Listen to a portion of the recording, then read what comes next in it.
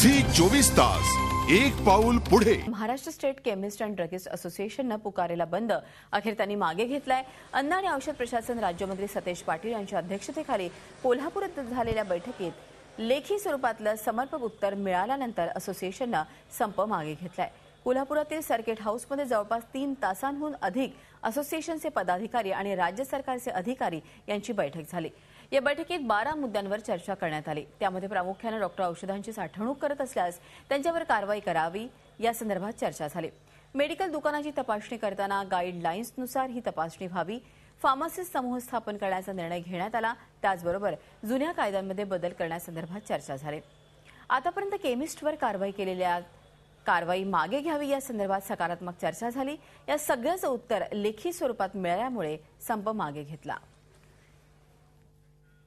Zee 24 तास एक पाऊल पुढे।